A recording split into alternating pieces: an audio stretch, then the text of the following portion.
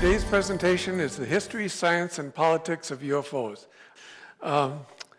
History, we're going to go back in time and we're going to say, well, there were cave paintings back 30,000 years ago in France that showed what looked like extraterrestrials as well as flying saucers. I went over to France and I saw some of those paintings on the walls that are 30,000 years old. So I think history-wise, ETs and flying saucers or UFOs or whatever you want to call them have been here for a long time. So that's part of the history I'm going to discuss today. Science, we're going to learn how these ETs have come here from a long ways away, as well as how we can fly to other planetary systems and have already done that. But you're going to learn the science, and it's not with chemical rockets. And then politics. Our government has kept a lot of secrets from us. Some people say, oh, they can't keep a secret. Oh, yes, they can. There's a lot of top secret facilities in this world that you couldn't even get near. And so they have a lot of technology that they've back-engineered from flying saucers, and that's we're going to talk about the politics. Historical names. First of all, I looked up in a number of dictionaries, what is the UFO definition? I like this one the best. A mysterious object seen in the sky for which there's no orthodox scientific explanation can be found. Back in approximately 590 BC, Ezekiel, in the book of the Bible, he said this, as I looked, a stormy wind came out of the north, and a great cloud with brightness around it, and fire flashing forth continually, and in the midst of the fire, it was gleaming metal, and from the midst of it came the likeness of 4 living creatures. I saw the glory of God. His voice was like the sound of rushing water, and the earth was lightened up by his glory. So to me, that's a bright metallic object in the sky that's shining and showing lightness on the ground. And so I call it the glory of God is really a UFO. So that's the first terminology. Then in 1944, in World War II, Air Force pilots on both sides, the German side, the Russian side, the American side, were seeing balls of fire or balls of light that were about 1 to 2 meters in diameter that looked really bright and fiery. In French, fire is F-E-U. I don't know if that's why they were called Foo Fighters, I'm not sure. But that's what they called them. And each side thought the other side had some new technology that they didn't have. But it wasn't any of that. It was from elsewhere in the universe. These Foo Fighters kept following all our planes. So they were called Foo Fighters in that day. Then in 1947, a pilot, Kenneth Arnold, a private pilot, out near in Washington, near I think Mount Adams, he saw a disc in front of the mountain flying along, and he reported it, and it was written up in the newspapers in that time frame as a flying saucer. So that was the first time it was called a flying saucer. In 1953, our U.S. Air Force decided to call it unidentified flying objects. In Spanish, that's an ovni. Object, something flying, non-identified. I can't translate it exactly. In 2006, the UK decided to call them UAPs, unidentified aerial phenomena. And if you were listening to one of the nighttime shows about a year ago, Hillary Clinton was being interviewed, and the commentator was asking her about UFOs, and she said, that's the wrong term. They are called UAPs. So she was, we were all witness to the fact that she knew they were UAPs. So those are just some different terms for UFOs.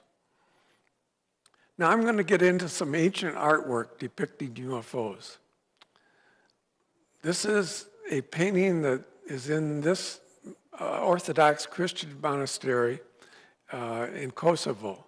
It takes almost the whole wall. It's a really big painting. And up in the heavens, or the sky, you can see these objects. Do you see the people in them? There they are. So there's a pilot in there, evidently maybe controlling it. And this guy's looking back at the other guy. So here's a round painting. It's in a round wooden frame. It's beautiful, and it's quite large again. But look in the sky. There's this little dot here. The Madonna was Saint Giovanni. I can't pronounce my Italian that well. It's in the Palazzo Vecchio in the town hall of Florence, Italy. So let's blow this up right here. Okay, here's a shepherd with his dog, and he's shielding his eyes, looking up at this object up here. And the object itself, whoever painted this, shows all these rays of light coming off of this object.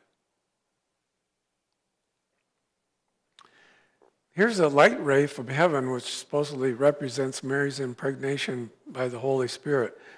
There's the flying object up in the UAP or UFO or flying saucer, and there's a beam of light coming down through a little window right here onto her head.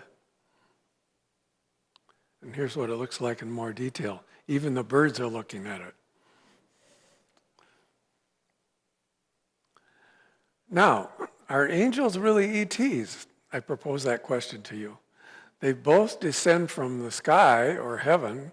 In fact, many years ago, something like in the neighborhood of 2,000 years ago, most of the older books of the Bible had the word sky. It was only replaced later by the word heaven, as being some special place in the sky. So here are all these angels floating around. And in that day, people couldn't fly. They couldn't even go up in a balloon. They didn't know if anybody was up in the sky, they must have wings to be able to be up in the sky. So they drew them with wings, even though they might not have had wings. This is a more recent painting, circa 1300.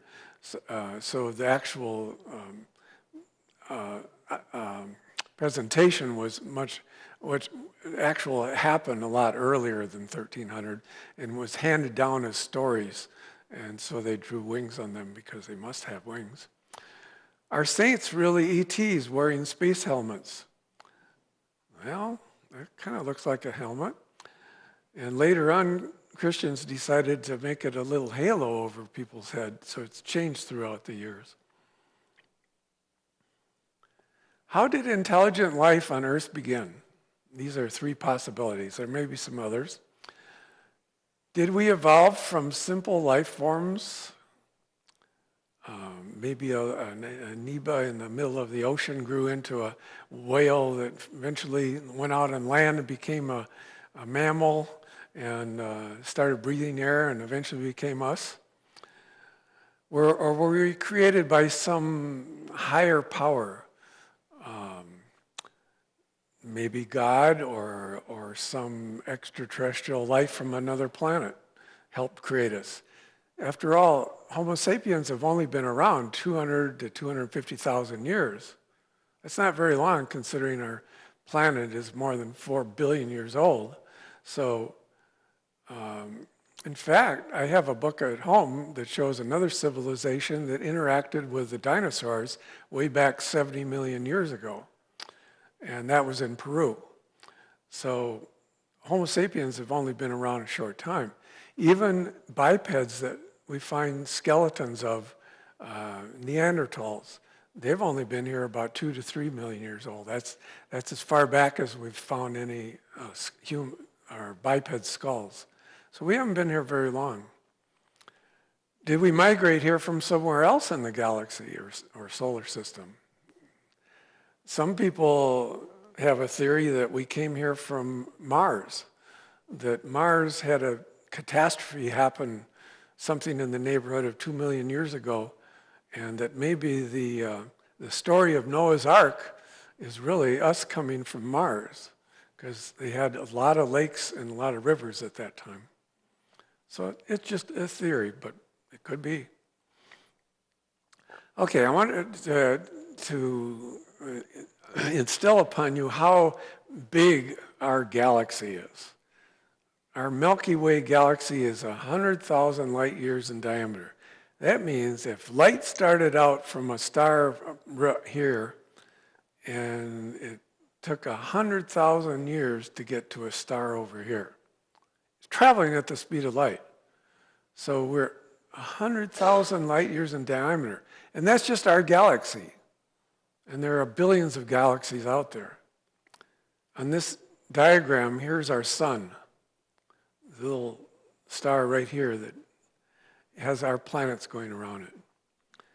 Our galaxy has 400 billion stars with more than 2 trillion planets in this galaxy. All the stars you can see in a clear night are within 100 light years of Earth.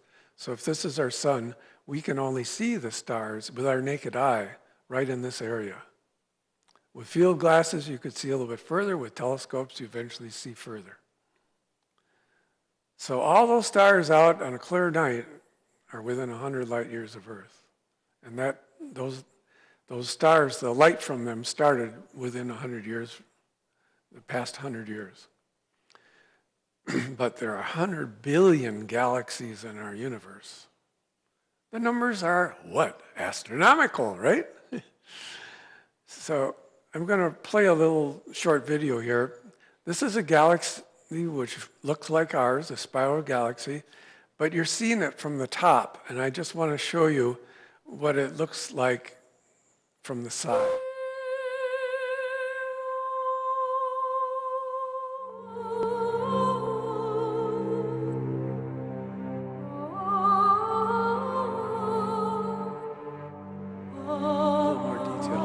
So most of our galaxies are very flat like this.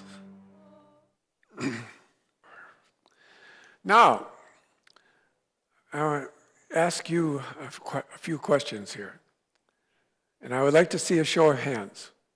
And we have a camera in the back that's recording the back of your heads, and we want to get a count. Do you believe that other intelligent life exists in our galaxy? You know how big the galaxy is. Do you believe that there's other intelligent life in our galaxy? Raise your hands. High. Okay, great. This side of the room wins over here. Okay. And of course, if you believe that, then going a step further, do you believe that ETs from other planets have been visiting Earth? Again, over here. Okay. About the same number of people raise their hands, though. Do you believe our military is currently flying manned spaceships capable of traveling to Mars? A few less on that one. Okay. We got some real believers over here. Okay. Have you ever seen a UFO or had an ET experience? Oh, we got 4 or 5 people here that raised their hand. You might want to talk to me afterwards. I'd like to hear more about it. Okay, when I have taught classes on UFOs, I normally assign them a prerequisite. Before they can come to my class, they have to watch this movie, Roswell. This movie was produced in 1994, and it was shown on Showtime back then.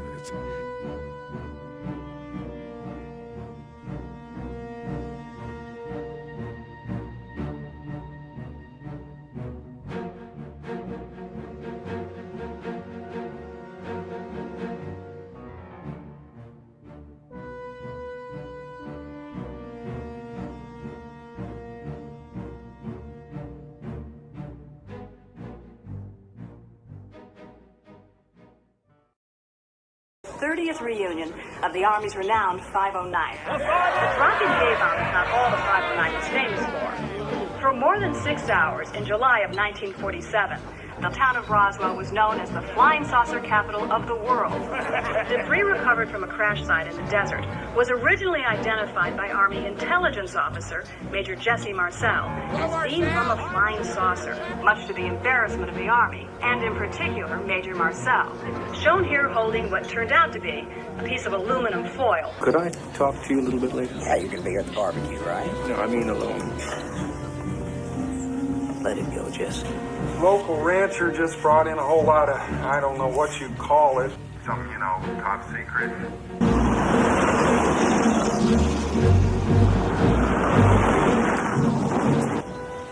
This thing was big. Let's just suppose Los Alamos or White Sands launched some ultra-experimental plane, rocket, whatever. Nobody's found anything because nobody's out looking. And that means this ain't ours.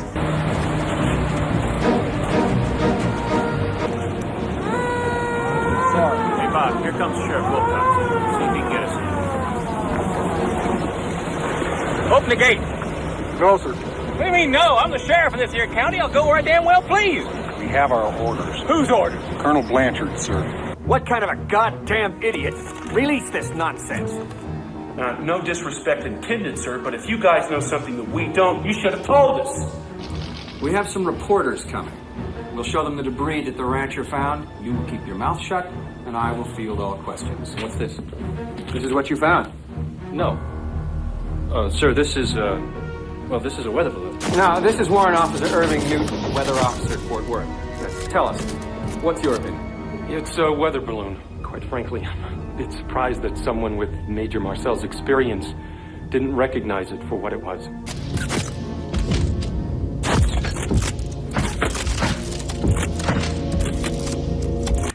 According to General Ramey, Major Marcel should have realized that what the rancher had found was, in fact, nothing but a weather balloon. So if I'm the fall guy on this, I want to know what I'm the fall guy for. And I'll be a good soldier. Let me see your report, Sherman. I don't know what you're talking about. If it's a weather balloon, tell me how come Brazel's ranch was all cordoned off when we got there? And if it was a weather balloon, how could Marcel not recognize it when the damn things are sent up by the 509 twice a day from that rooftop across the street? I'm a private goddamn citizen, you understand me? I'll tell you something else. I'm gonna write my congressman. You bet your sweet ass I'm gonna write my congressman. Where's it say thing in the Bill of Rights about kidnapping private citizens off the street, huh? Why don't you show me that amendment? Show me that page number, man. I know what I saw. I held it in my goddamn hands. They said the material was a weather balloon. Well, how in the hell does a weather balloon affect our national security? Off the record, what's the truth? I'll tell you the truth. You know, sometimes folks, they talk about little green men. Well, they ain't green. Come on, Lewis. Jesse, I can't tell you anything more. The Army's worked very hard to bury this. And I saw the bodies, too. Bodies. 5 or 6 of them. That was a monkey with all of its hair singed off, his head swollen up like a melon from decompression. No eyes. They were popped out, leaving nothing but these black holes. You saw the bodies. You think they were monkeys? He wasn't alive? It was alive. What happened here is merely the tip of the iceberg. You see, physicists now speculate that it's unlikely these things fly vast distances from other solar systems. You see, there may not be just one universe. Like, then what did I see out there in that field? Oh, that. Why, that was a weather balloon.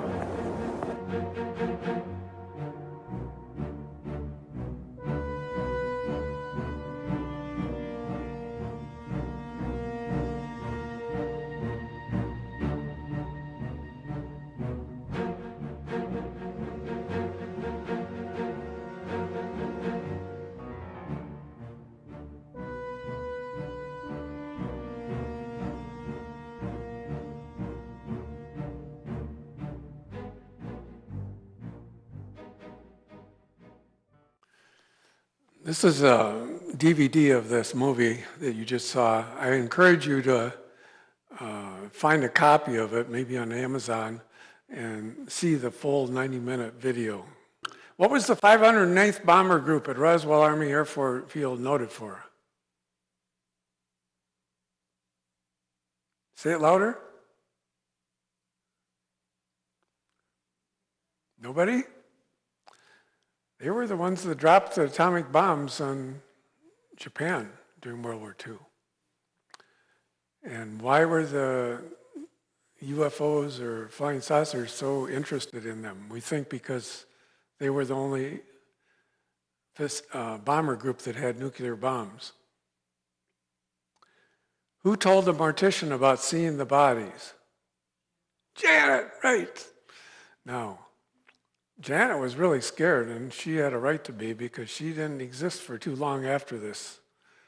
A week after she saw the bodies, she was transferred to another Army air base in England. And then 2 weeks after that, she was told she had a special project in France, and a Army pilot and her flew this plane to France, but they never got there. And they never recovered the plane or her body.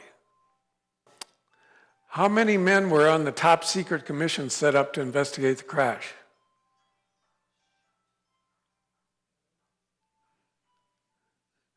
There were 12. Who thought the true crash story should be made public? Secretary Forrestal, right. James Forrestal. What happened to James Forrestal at the hospital? Supposedly he jumped from his hospital room window. In the movie, they didn't portray it quite accurately because it looked like he was only 3 stories down, but he actually fell from a window that was on the 12th story. And it was not his room. It was across the 12th floor on the other side of the hospital from his room. So why would he be over there, and why would he fall from that window? Also, you notice that they talked about a diary. What happened to the diary? It was never found.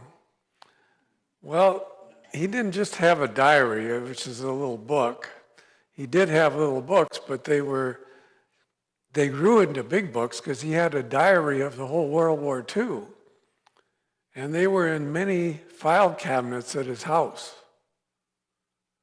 And within days after his alleged jump out of the window, the Army came and confiscated all those file cabinets from his wife.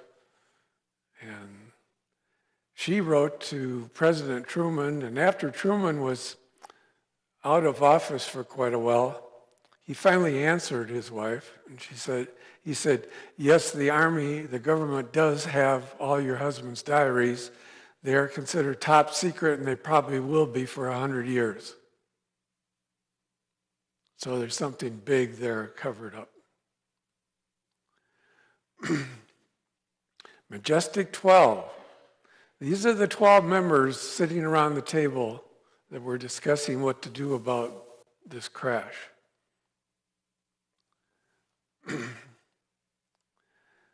This one I know quite a bit about, Dr. Donald Menzel. At the time, he was the professor of astronomy at Harvard, but he has an interesting tie to St. Paul, Minnesota. Some of you have been around for a while. You know there was a predecessor to Remington Rand Univac. Does anybody know what the name of that company was? It's called Engineering Research Associates. I don't know if any of you remember that, but they were the code breakers during World War II in Virginia. And after World War II, the government wanted to keep them together. They had amassed a lot of technical knowledge about the beginnings of computers. So they gave him a glider factory. It was no longer being used to make gliders. It's at Pryor and Minnehaha in St. Paul. They sold the glider factory to him for $1. And these 50 people came and formed this company, Engineering Research Associates. Dr. Donald Menzel was their advisor, their government advisor. It was learned later that he got paid more than the CEO got paid. The CEO was Bill Norris. You may have heard of him, Control Data fame.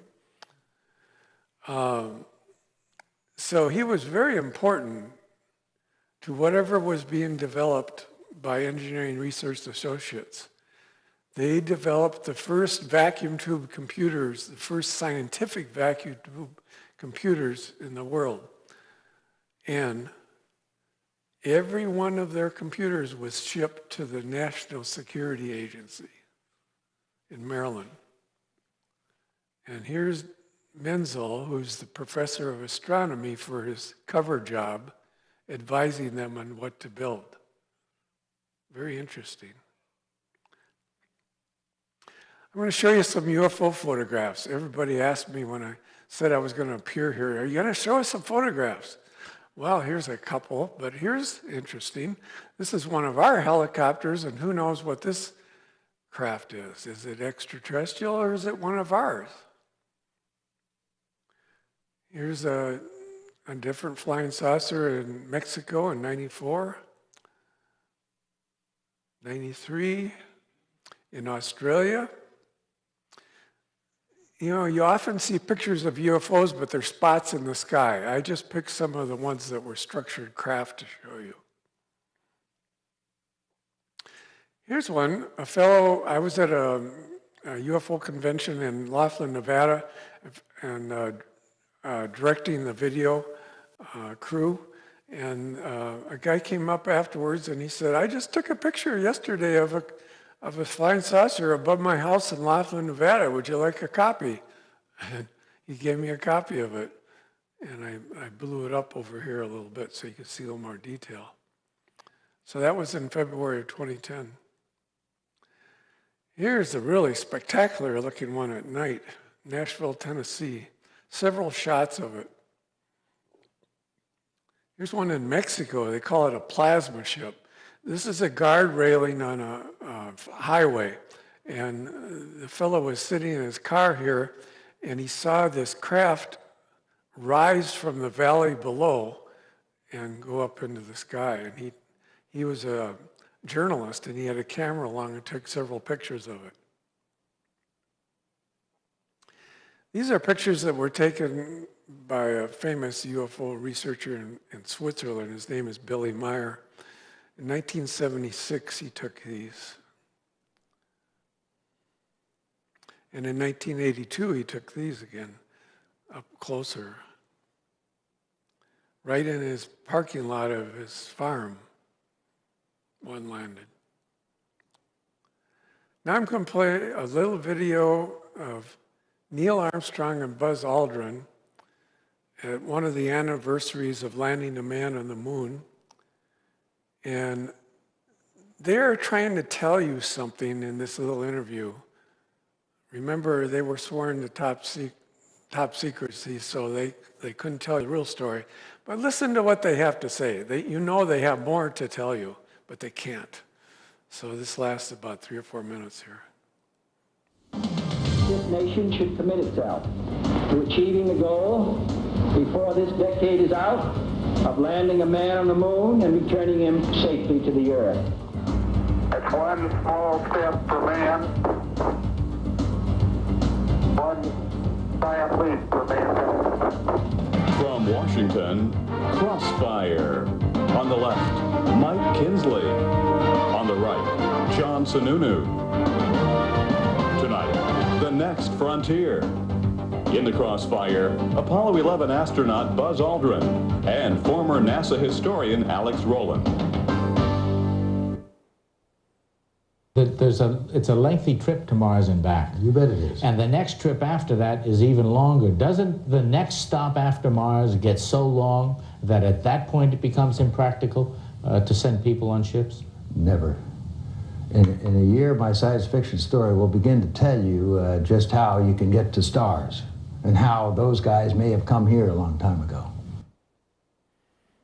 Ladies and gentlemen, Neil Armstrong, the first to plant his foot on the surface of the moon, has been a pioneer in many ways. And Mr. Armstrong, in asking you to come to the podium, may I say that millions of Americans have admired you not only for your achievement, but for the quiet dignity with which you have conducted yourself and represented not only our country, but humankind. Ladies and gentlemen, Neil Armstrong.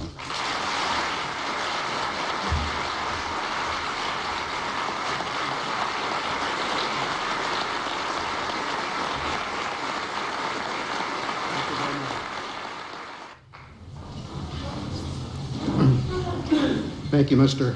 Vice President, Mr. President, members of Congress, fellow astronauts, ladies and gentlemen. During the space age, we have increased the knowledge of our universe 1,000-fold. Today we have with us a group of students among America's best. To you, we say, we have only completed a beginning. We leave you much that is undone. There are great ideas undiscovered, breakthroughs available to those who can remove one of truth's protective layers. There are places to go beyond belief. Those challenges are yours. In many fields, not the least of which is space, because there lies human destiny.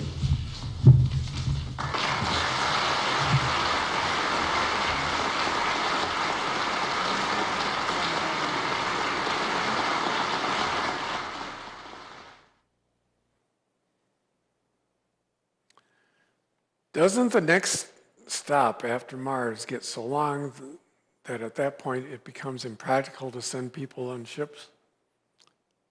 Notice how he said that. He looked straight him in the eyes and he said, never. In a year, my science fiction story will begin to tell you just how you can get to the stars and how those guys may have come here a long time ago. I was privileged to talk to Buzz Aldrin at one of the conventions I was at, and I was standing in the lunch line with him, so I got to talk to him for a little bit. I said, how come you and all the astronauts that went to the moon never wrote a book about it? None of you ever wrote books about it. He said, oh, but I have. I said, oh, I'm sorry, I didn't know about it. He said, yes, I wrote a book about it. It's sort of a science fiction book, and it's a science fiction story that he's talking about here. But he said something interesting to me. He said, there's a lot of truth to that book, especially the part that isn't in it. What are you trying to tell me? So I had to get the book and find out. I can talk to you more about it at break time if you want to know more about it. There are great ideas undiscovered, breakthroughs available to those who can remove one of truth's protective layers. Top secret projects? How can vast distance of space be traversed in a reasonable amount of time? Problem with chemical rockets is when they take off from Earth, there's only about a 10% of the weight of the rocket that is payload. The 90% is fuel. So it takes a tremendous amount of fuel. I call this ancient Chinese technology, chemical rockets. Now, there is another kind of a rocket that uses fusion, which is much more efficient. And 90% of the weight of this rocket can be the payload. These rockets aren't widely known in the scientific literature, but we have a video from an 18-year-old, he was 18-year-old at the time, that he made one of these rockets for a science project. He had a lot of help though. He had a lot of the moon astronauts helping him make this rocket. And when it got time to test fire it, they said, no, you're not going to fire it in his hometown in Ohio. They had to take it to White Sands. And so they took it out to White Sands and had it sitting there on the pad. And he pushed the button to fire the rocket. Have you ever seen a bullet come out of a gun? No. Well, you didn't see that rocket either. All you heard was the thunder. The rocket went from 0 to 6,000 miles an hour in 1 second. It went poof, and it tore the atmosphere, and then the atmosphere slapped back again, and that's the thunder that they heard. So that rocket does exist. They do have this technology. Gravity manipulation of space and time. This seems to be the way the ETs travel long distances. And we're going to watch a little 14-minute video about how to do that. Yes, I believe this is the way to go. Another possible way is just to teleport, like beam me up, Scotty. Okay? Some people think, well, that would never be possible, because how could you tear all your atoms apart and put them back together again? Well, you're thinking wrong. You have to think outside the box. You have to say that space and time can be manipulated, and then this becomes possible. Here's Ben Rich. He was the director of Lockheed Skunk Works, one of the most top secret facilities in the United States for building top secret aircraft and spaceships. He was there from 1975 to 1991. Regarded as the father of stealth technology, Rich was responsible for leading the development of the F-117 here, the first production stealth aircraft. He made some interesting quotes in his later years after he retired. We now have the technology to take ET home. No, it won't take one's lifetime to do it. There's an error in the equations. We know what it is. We now have the capability to travel to the stars. First, you have to understand that we will not get there with chemical propulsion. Second, we have to devise a new propulsion technology. We already have the means to travel among the stars, but these technologies are locked up in black projects, and it would take an act of God to ever get them out to benefit humanity. Anything you can imagine, Steven Spielberg, we already know how to do it. Ben Rich admitted on his deathbed that UFO visitors are real, both ours and theirs. So, knowing that gravity is a big key to everything, suppose you didn't have gravity, you would just float out into space. So I did a little research here. This was about 10 years ago. I went to the Minneapolis Library and I started looking up gravity on different newspapers, New York Times, Herald Tribune, and so forth. And I found that prior to November of '55, there were many articles discussing that scientists were studying gravity. But after November of '55, in the New York Times Index, for instance, there wasn't a single article after that. Many articles before, though. This one says, Conquest of Gravity, Aim of Top Scientists. This one says, Spaceship marvel seen if gravity can be outwitted. Speeds of thousands of miles are likely without a jolt. New Air Dream, planes flying outside of gravity. Then that was in '55. This is in 1960. It is time for the truth to be brought out in open congressional hearings, said Admiral Roscoe Hillenkotter. Hillenkotter was the third director of the CIA. After the CIA was formed in '47, he was the third director of the CIA. And so at this time, he wanted to bring this out. Well, the government decided to do something about that, and they decided they were going to ask a group you've heard of before called the Brookings Institute if we should bring this out in the open. Hillenkotter said that behind the scenes, high-ranking Air Force officials are soberly concerned about UFOs. But through official secrecy and ridicule, many citizens are led to believe that unknown objects are nonsense. To hide the facts, the Air Force has silenced its personnel through the issuance of special regulations. Okay, the Brookings Institute. Mankind is warned to prepare for discovery of life in space.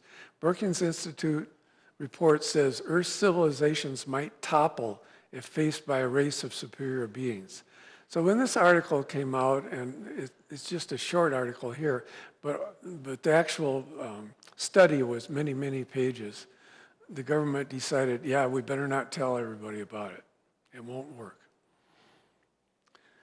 Now I'm going to show you a short 14-minute video of a guy who worked at Area 51 for a short time, a few months, and he saw one of these flying saucers, these alien flying saucers actually fly. In fact, he was hired to back engineer the power and propulsion source. So he's going to tell you in 14 minutes here how you can travel to the stars, and it's through manipulation of space and time.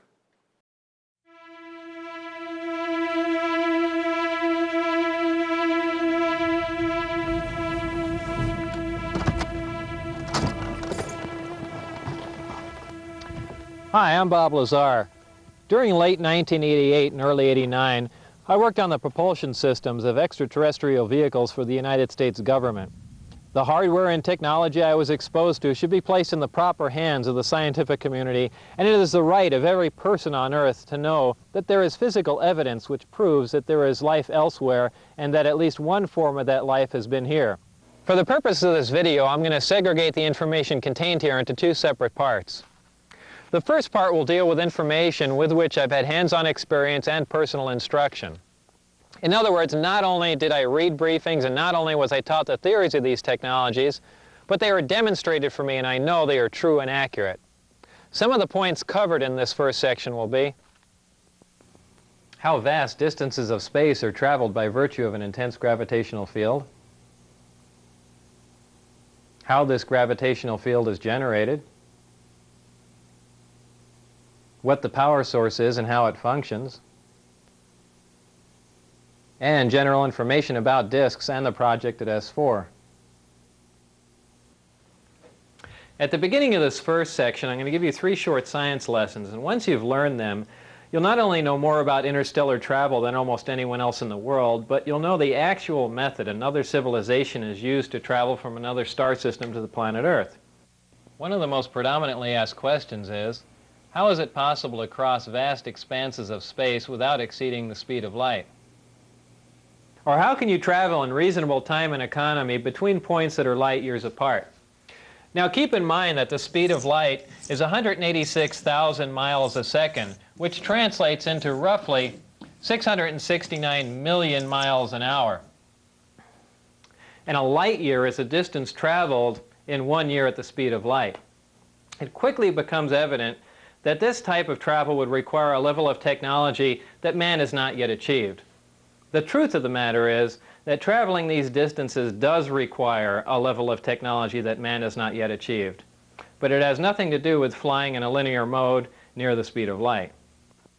We know that the shortest distance between 2 points is a straight line, so in our universe we've always assumed that the fastest way from point A to B was to travel in a straight line at the speed of light.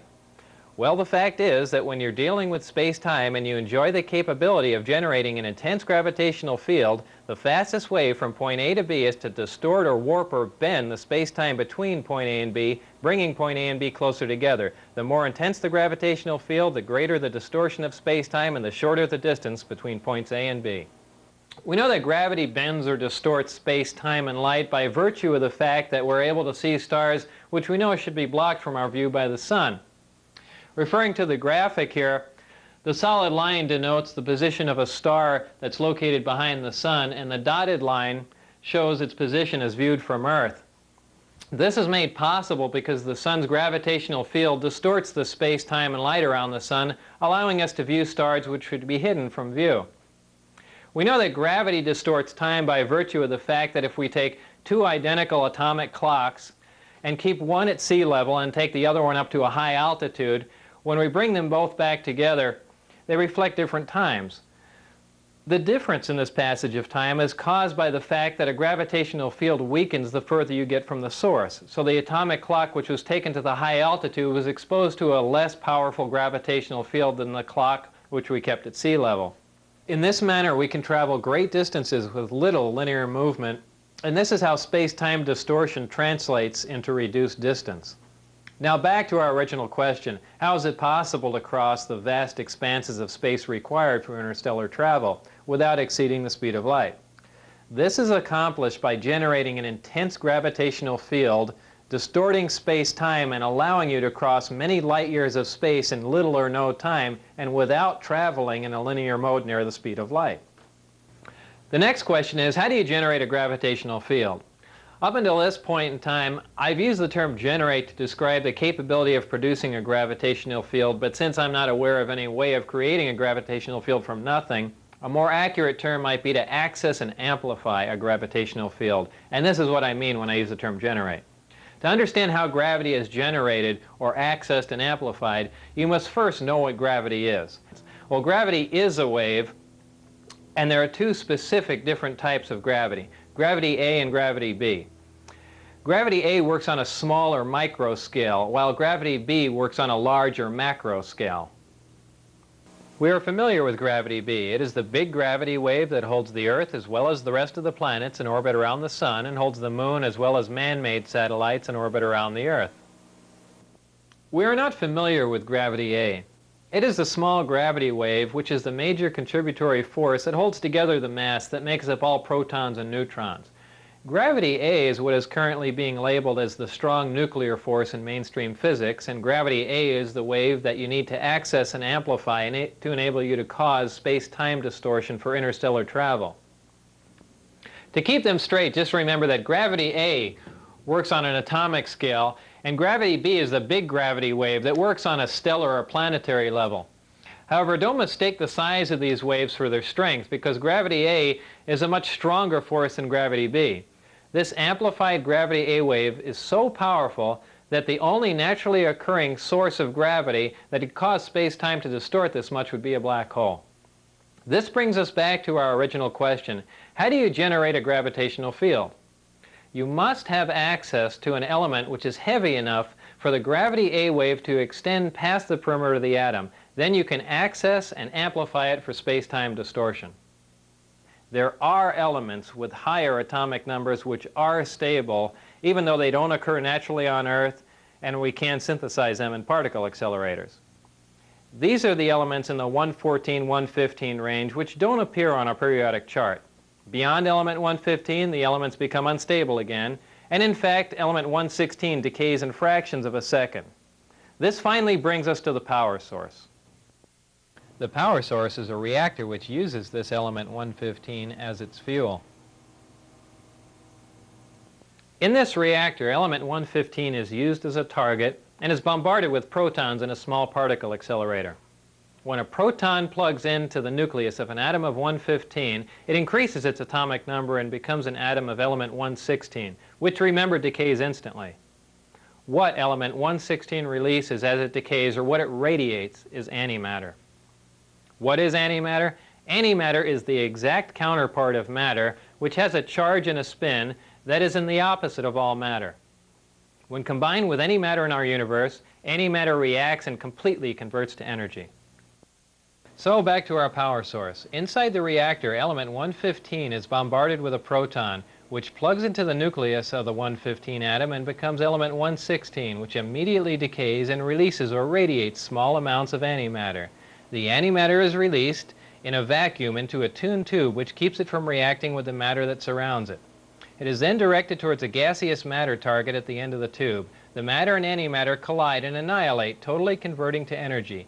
The heat from this reaction is converted into electrical energy in a near 100% efficient thermoelectric generator. This is a device that converts heat directly into electrical energy. All of these actions and reactions inside of the reactor are orchestrated perfectly like a tiny little ballet. And in this manner, the reactor provides an enormous amount of power. So back to our original question. What is the power source that provides the power required for this type of travel? The power source is a reactor which uses element 115 as a fuel and uses a total annihilation reaction to provide the heat which it converts to energy, making it a compact, lightweight, efficient onboard power source. I've got a couple of quick comments about element 115 for those of you who are interested. By virtue of the way it's used in the reactor, it depletes very slowly, and only 223 grams of 115, which is just under half a pound, can be utilized for a period of 20 to 30 years. Now it's time to link all we've learned in our science lessons to the vehicle that utilizes all of this technology. And a few years ago, I never thought I'd hear myself say this, but that vehicle is a disc, which is generally referred to as a flying saucer. I had at least partial views of the 9 different discs out at Area S4, but the one I'm going to describe to you now is the one in which I not only saw 2 of the 3 interior levels, but I also saw it fully functional in flight. This particular disc appeared to be in excellent condition, and because of its sleek appearance, I nicknamed it the Sport Model. The Sport Model is about 16 feet tall and 40 feet in diameter. The exterior skin of the disc is metal, which is the color of unpolished stainless steel. The Sport Model sits on its belly when it's not energized. As you can see, the hatch is located on the upper half of the disc with just the bottom portion of the door wrapping around the center lip of the disc. The interior level of the disc is divided into 3 levels. The lower level is where the 3 gravity amplifiers and amplifier guides are located. These are the things used to amplify and focus the gravity A wave that we learned about in our science lessons. The reactor is located directly above the 3 gravity amplifiers on the center level and is in fact centered between them. The center level of this disc also houses the control consoles and seats, both of which were too small and too low to the floor to be functional for adult human beings. I was never given access to the upper level of the disc, so I can't enlighten you as to what the porthole-like areas are, other than I can assure you that they're not portholes. Now, before I go any further about the disc, I'm going to show you where and under what circumstances I saw it tested. My job in this program was to be part of a back engineering team. Back engineering is the act of taking a finished product and tearing it apart to find out what makes it tick. The goal in this program was to see if the technology of the disc could be duplicated with Earth materials. When I went to work, I was flown from McCarran Airport in Las Vegas to Area 51, which is a highly secure government base on the Nevada test site. Area 51 is located about 125 miles north of Las Vegas near the Groom Mountains and the Groom Dry Lake bed. From Area 51, I was bused to an even more highly secure facility located about 15 miles south of Area 51 called S4. S4 is situated at the base of the Papoose Mountains by the Papoose Dry Lake bed. The S4 installation is built into the mountain, and the 9 hangar doors are angled at about 60 degrees. These doors are covered with a sand-textured coating to blend in with the side of the mountain and the desert floor. The hangar that housed the Sport Model was like a typical airplane hangar with the exception of the angled doors that I mentioned before. The hangar was equipped with typical tools and extensive electronic equipment. It also had a machine with an X-ray emblem on it and an overhead crane rated at 20,000 pounds. It was outside of this hangar that I saw the Sport Model tested. Now, when the disk travels near another source of gravity, such as a planet or moon, it doesn't use the same mode of travel that we learned about in our science lessons. When a disk is near another source of gravity, like Earth, the gravity A wave, which propagates outward from the disk, is phase shifted into the gravity B wave, which propagates outward from the Earth, and this creates lift. The gravity amplifiers of the disk can be focused independently, and they are pulsed and do not stay on continuously. As the intensity of the gravitational field around the disk increases, the distortion of space-time around the disk also increases. When the gravitational field around the disk is so intense that the space-time distortion around the disk achieves maximum distortion and is folded up into this heart-shaped form, the disk can't be seen from any vantage point, and for all practical purposes is invisible. All you could see would be the sky surrounding it. The program out at Area S4 consisted of 3 projects: Project Galileo, Project Sidekick, and Project Looking Glass. Project Galileo dealt with gravity propulsion and was the source of all the information you've learned in this first section. Project Sidekick dealt with a beam weapon that had a neutron source and was focused by a gravity lens. Project Looking Glass dealt with the physics of seeing back in time. Now, I was not personally involved with the hardware of Project Sidekick or Looking Glass, and those projects are beyond the scope of this video.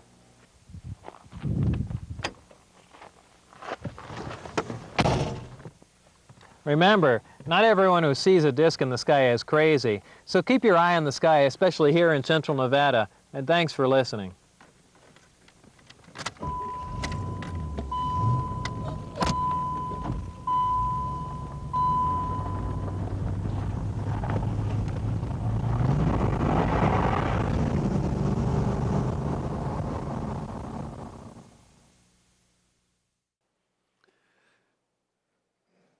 So gravity is the key, and our government has been involved in the study of gravity way back to 1955.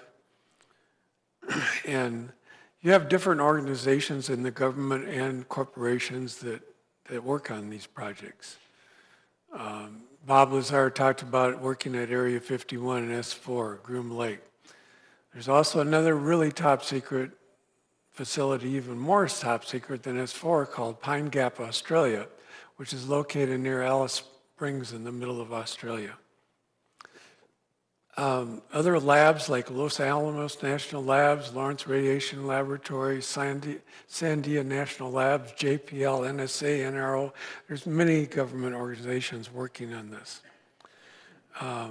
I worked for 6 months for Lawrence Radiation Labs, and I had to have a top secret Q clearance to work there on those projects. U.S. corporations performing secret space programs. Lockheed Skunk Works. The reason it's called Skunk Works is back in World War II, they were afraid that the Japanese might bomb this facility located on the coast of California. So they've covered it with camouflage netting. The trouble is the camouflage netting, whatever they used to make it with, it smelled like skunks. And so that's the name that stuck. It stuck to a lot, and that's the top secret facility that Lockheed has that develops all these advanced technologies. Raytheon, Grumman, Boeing, etc. Here's an F-117 stealth fighter. Now, many people know that it has lots of means of stealth. It has different angles here that reflect radar in different angles so that it's very low visibility in radar.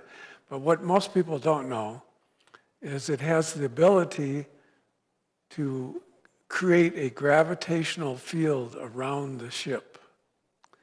When you do that, it's just like the sun. He said that you could see stars behind the sun. Well, if you have a gravitational field of sufficient strength around the ship, you will look towards the ship, but the space will be bent and you will see what's behind the ship. You will not see the ship itself. I have a friend that works at Tonopah, Nevada. He has seen these many times travel over that town. Everybody in the town has seen them either poof, go away. They could still hear the sound, but other ones, when they're coming into land, all of a sudden they'd hear the sound, but they wouldn't see anything, and then poof, there would be the plane. They'd turn off the gravitational field. So it really can be totally invisible. We've been talking about Groom Lake and Pine Gap here. I thought maybe you'd like to see this. These are shots that I took from Google Earth. And you can really zoom in a long ways on here. I tried to get the whole facility in this picture, but you can zoom in and see planes and everything sitting on the surface, all the cars in the parking lots and everything here. This facility, you can't zoom in. When you zoom in, it's all blotched out or grayed out. It's just totally out of focus. And so they're really worried about you seeing what's going on here. This is the road that comes into this facility. There's a guard gate right here. And you can't see the detail, but the road becomes serpentine and all sorts of steel barriers and everything, so you can't just come crashing in here. And along this road, way farther to the right here, is this sign. No through road, Joint Defense Facility, Pine Gap, prohibited area. Turn around now.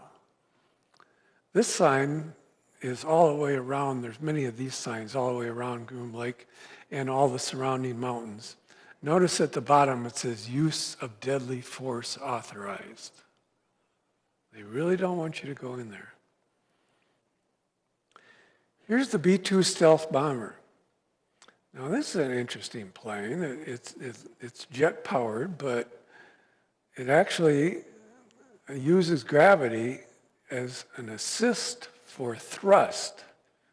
The front edge of the wing is charged to something like 10 million volts compared to the rear part of the plane. And in that way, it creates a gravity distortion out in front of the ship, which is sort of like a surfboarder riding a wave. You get a free ride with this gravity distortion out in front of the ship. So the pilots that fly these say, well, they're all sworn top secret. Well, they say the best they can. They say, okay, we take off with conventional jets. We cruise up to something in the neighborhood of 100,000 feet. We turn on the magic and throttle the jets back. That's all they'll say.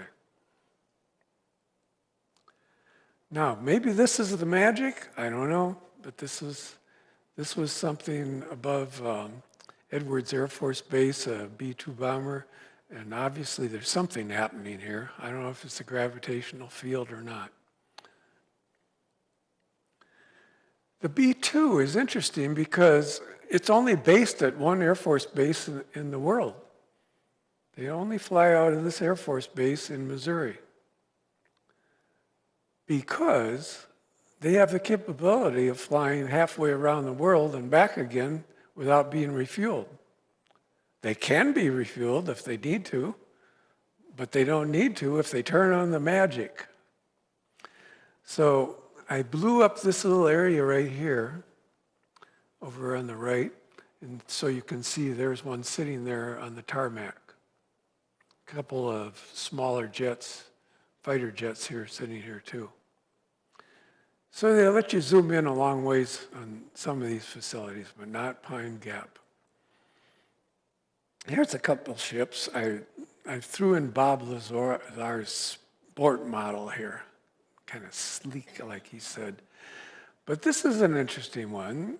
It's been seen all over the world since about 1990, called the TR-3B. If you know anything about Air Force nomenclature, T stands for tactical and R stands for reconnaissance.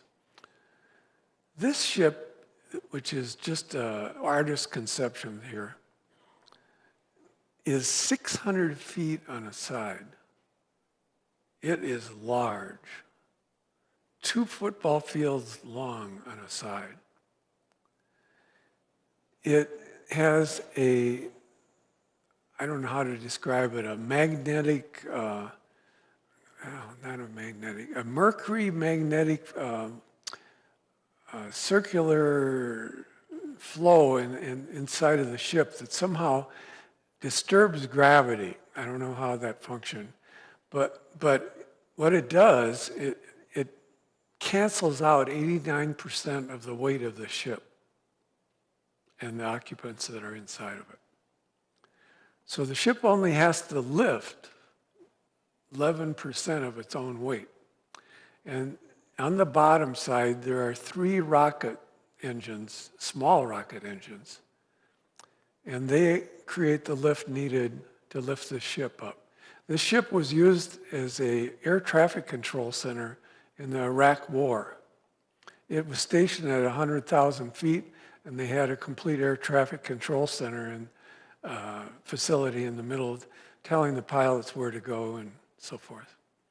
It can stay up for a week without refueling, just hovering. Now here's a really interesting looking one. It's questionable who made this. Is it ours or theirs? I can tell you that we have studied the technology of this, and perhaps we have made some similar ships, but I think this is probably alien technology. It was photographed in May of 2007 near Bakersfield, California. Normally it's invisible. You can't see it. But when radar beams hit it at the right angle and the right power, the invisibility is canceled out and you can see it. So it flickered into view for a few seconds as a radar beam went around, and a photographer saw that happening every minute, I think. It flickered in for a couple of seconds, and he was able to take a picture of it. Here's more interesting. On the wing sticking out here, and this is about 25 feet long, there's some nomenclature here. It says plus X base YX7 plus. Some UFO researchers decided they're going to do a little Google of that terminology. When they Googled it, they came up with Star-based JPL, NASA Gov, mission name, Deep Space Program, producer name, Naval Research Lab. Well, that's interesting. They've given it, the researchers have given it the name Dragonfly Drone 2007. If you want to see many more pictures of this ship and all sorts of different ones that look similar to it, Google that, Dragonfly Drone 2007. You'll see a lot of different pictures. Well, they found out that JPL has a lab that's buried underground under a facility which is called the library. And underground, it's called the Carrot Lab. Commercial Applications Research for Extraterrestrial Technology. So maybe this was made there, or maybe it was, they're studying its applications for commercial use. We don't know. Reasons our government keeps UFOs and ETs secret.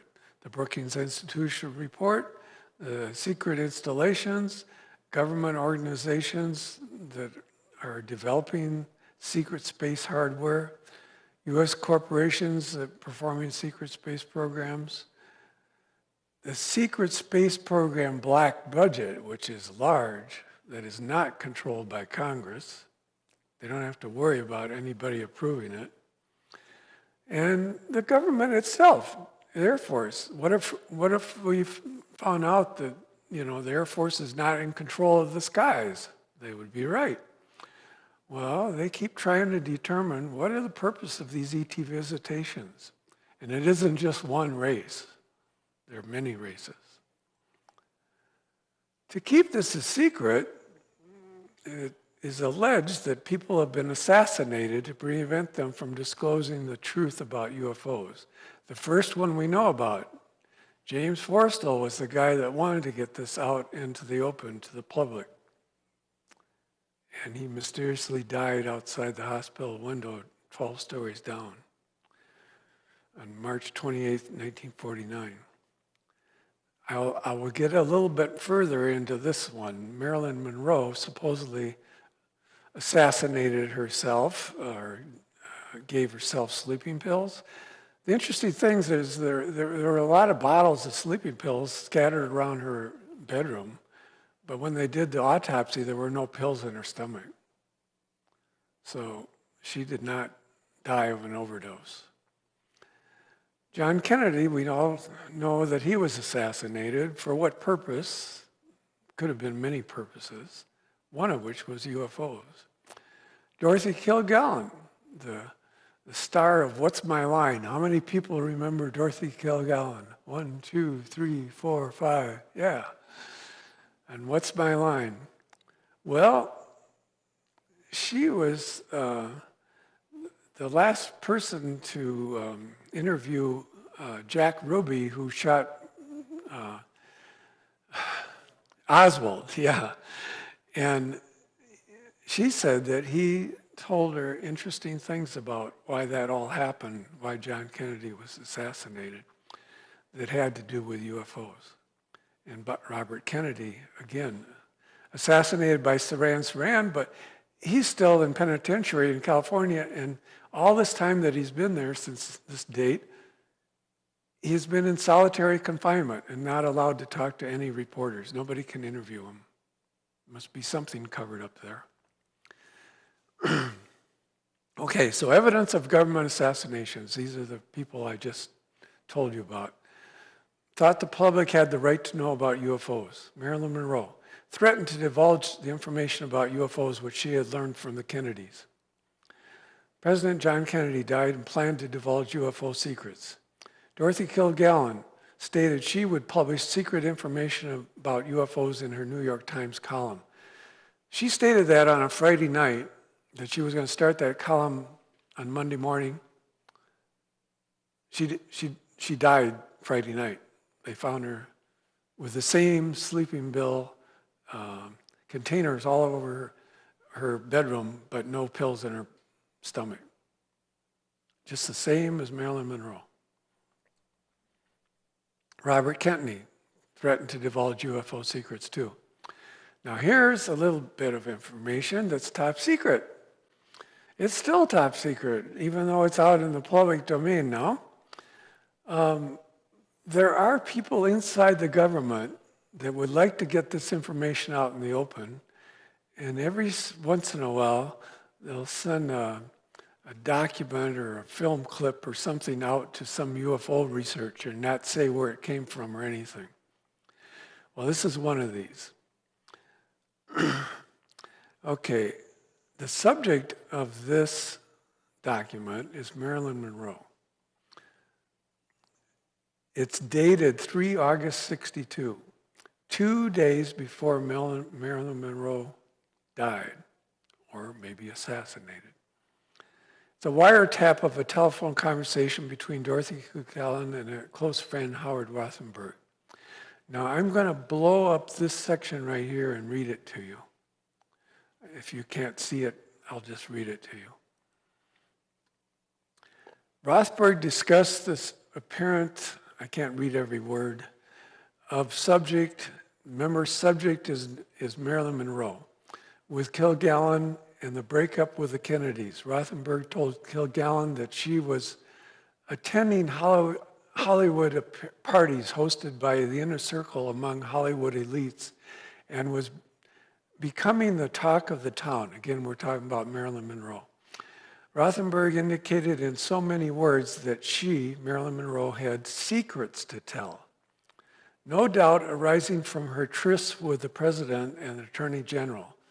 One such, I'm not sure, mentions the visit by the president at a secret air base for the purpose of inspecting things from outer space.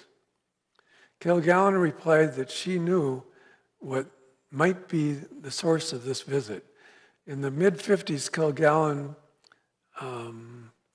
learned of secret effort by US and UK governments to identify the origins of crashed spacecraft and dead bodies. From the British government official, she learned this.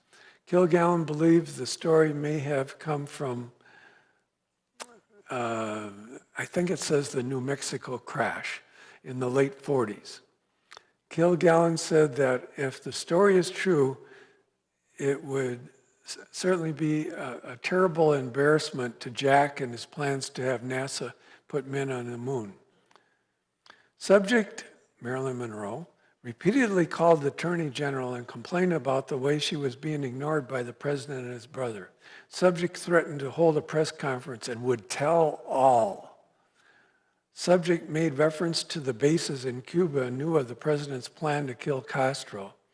Subject made reference to her diary of secrets and what the newspapers would do with such disclosures.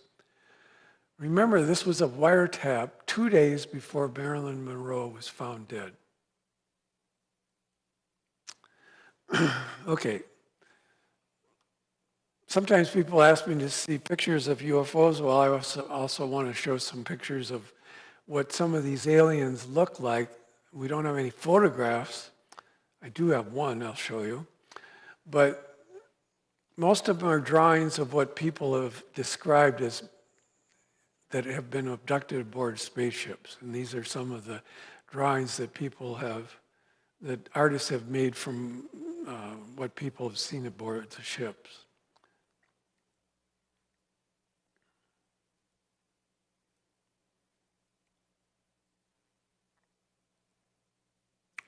Okay, this is the real one. This is not an extraterrestrial. This is an extra-dimensional. This is a guy who we photographed. He lives here on Earth, but in another dimension. He telepathically communicated with him and asked him if he would appear for us. He said, it's very hard, it takes a long time. It took him 90 minutes on this couch to appear. Originally, he was just a little fuzzy ball of light. And that ball of light became more opaque. He started spouting the neck and the head. And anyway, he finally appeared after 90 minutes sitting on the couch. And other photographers had taken pictures of him, and other friends of his, many times now, thousands of times, they have pictures of him. So he lives in another dimension right on Earth here. Where do they come from? Majestic 12 members identified more than 50 races visiting Earth. They allegedly have a base on the back of the moon and maybe on Mars.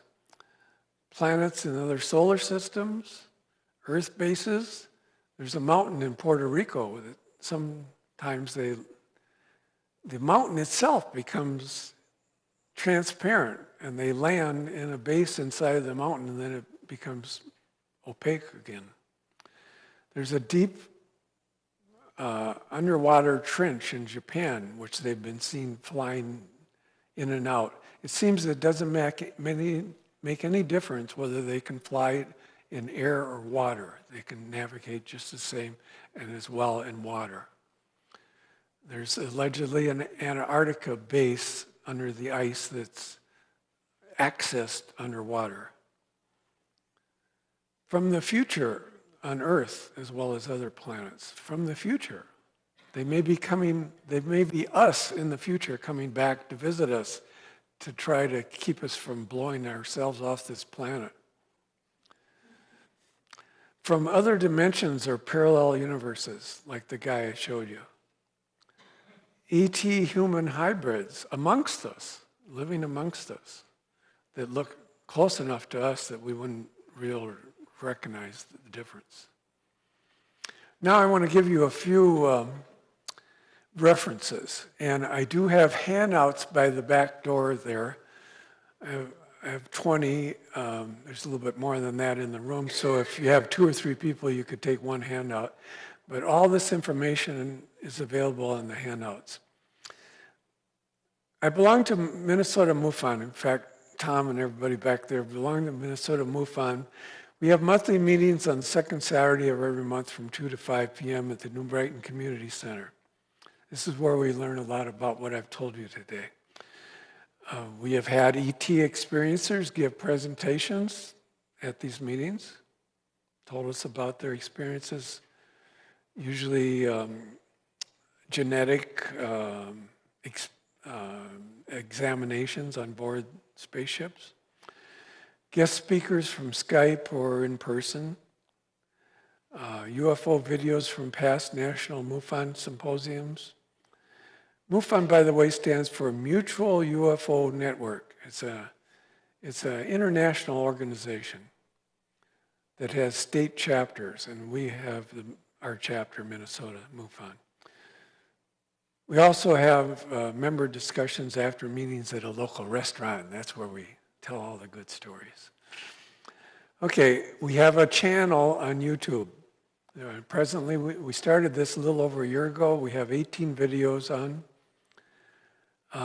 This was my last presentation in July of 2017 on contact with the Pleiadians. I talked for nearly 2 hours here today, but this was 2 hours and 42 minutes, so it was longer. Anyway, It's up over 37,000 views now in 8 months. Some other presentations. This is a very popular one too, 28,000 views there. And back in 2004, they actually had that picture of the extra-dimensional I showed you in the MUFON Journal. Back then it was black and white. Now we've graduated to color. So this is a more recent version. For more information, MUFON.org or MinnesotaMUFON.org, or look at our YouTube channel. There is another YouTube channel that has been in existence almost since the beginning of YouTube that now has over 800 videos. I personally know the gal that's in charge of it, and she said she's made a lot of money at this. You know, you only get a fraction of a cent, a fraction of a cent for each view. It's supported by ads. Okay, she has over 800 videos, and every one of them has over 100,000 views, some of them 500,000 views. She said, I've never made so much money in all my life. So she really has a good record there. Roswell, the movie I showed you, Fire in the Sky is another excellent movie. That should be available on Amazon. It's a true documentary of an abduction. It happened in Arizona in 1975. The Day After Roswell is a book that Colonel Philip Corso wrote. He had an interesting job. He worked in the Pentagon in the late 40s, early 50s for the Alien Technology Release Department. Alien meaning in that case outside of the country of the US. But one day he got a shoebox of materials laid on his desk by his boss. And he said, see if you can get this released to industry. And he looked at it overnight and talked to his boss the next day and said, I don't think this stuff came from Earth, did it? He said, you're right. One of the things in that box was fiber optic cable. Fiber optics is alien technology.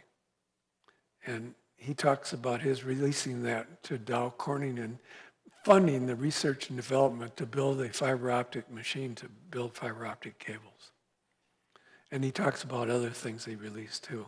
So some things have been released to technology, some alien technology have been released, but by far not all. Here's a conference I've gone to many times. You can reach it in a day. So a good day's drive to Eureka Springs, Arkansas. Now, I thought this was a good thing to wrap up with here. All belief is a cover-up for insecurity. So if you are insecure about some topic that you don't understand, you tend to say, I believe this, true, or whatever you think is what you think it is. I thought it was a good saying, and that kind of describes UFOs. If people don't believe in them, then they can decide what they want to believe in. And you don't have to believe the same as what they do. Anyway, I heard this on TV last week. So that's all, folks. I do have a short video if you want to watch it for 4 minutes. Thank you. Thank you. Roll it. It's the actual, supposedly, allegedly, the actual autopsy of the ET that you saw in the film in 1947. This is video with no audio. It's not a hoax or anything. This is real. I'm going to skip to it real fast here. I was going to ask you the same questions over again, but I'm not going to. There.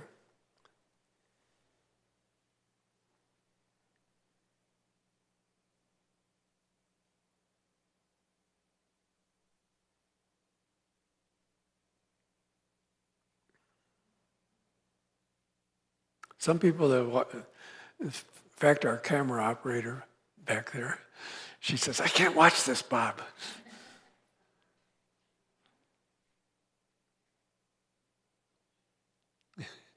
She's facing the opposite way.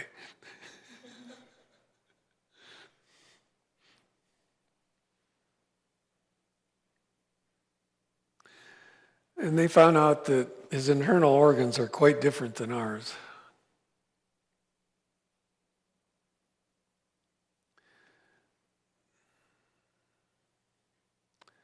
He also has what we might call some contact lenses on. These aren't contact lenses. They'll lift them off in just a second. They're actually light magnifiers. And our military developed Gen 3 night vision glasses from these light magnifiers, the technology. They're lifting them off.